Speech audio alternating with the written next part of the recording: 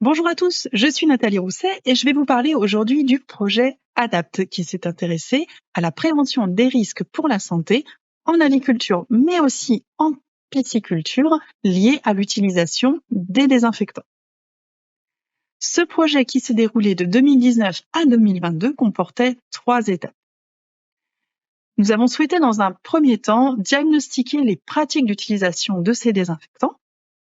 Et ce que nous avons pu observer grâce aux évaluations de risque réalisées à l'aide du logiciel C-REACH, c'est qu'une part non négligeable des situations que nous avons rencontrées présentaient un risque résiduel élevé. Et c'est particulièrement vrai au maillon élevage, comme nous pouvons le voir au travers de ces graphiques, où on va rencontrer plus fréquemment des produits potentiellement plus dangereux et également l'utilisation de matériel ou procédés plus exposants.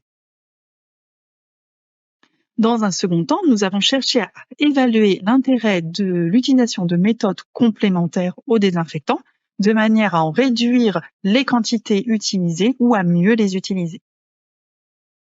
Alors, je vais vous parler essentiellement des flores de barrières utilisées pour limiter l'implantation de pathogènes.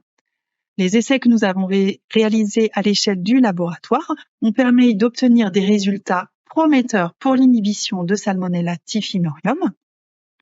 Nous nous sommes également intéressés à l'utilisation des détergents enzymatiques pour lutter contre les biofilms.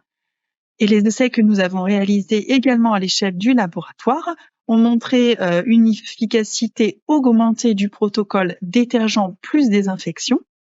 Et ceci est d'autant plus vrai si on y ajoute une action mécanique lors de l'application du détergent qui peut être reproduite sur le terrain par l'utilisation d'un canon à mousse, par exemple. Alors, ce qu'il faut retenir du projet ADAPT, c'est que prévenir les risques pour la santé liés à l'utilisation de ces désinfectants, c'est une démarche qui doit être réfléchie en 3 étapes. Tout d'abord, essayer de réfléchir à supprimer le danger, soit en remplaçant les produits les plus dangereux ou en utilisant des solutions complémentaires de manière à moins en utiliser.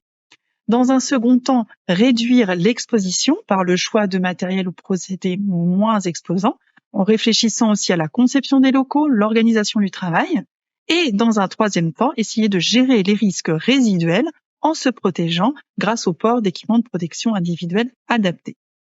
Alors, l'ensemble des résultats que je vous ai présentés sont disponibles sur le lien internet que vous voyez ici, donc sur le site internet de l'ITAVI. Vous y retrouverez également l'ensemble des outils de sensibilisation, recommandations, informations que nous avons pu produire en 3e étape du projet.